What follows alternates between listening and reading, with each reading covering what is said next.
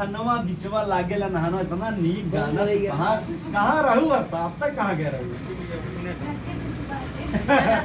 चलिए बहुत बहुत धन्यवाद। ये देखिए साधना है गोरखपुर से, अम्बेडकर नगर में रहती है, आना जाना इनका बना रहता है। वीडियो कैसा लगा प्यारा सा आप लोग कमेंट करें।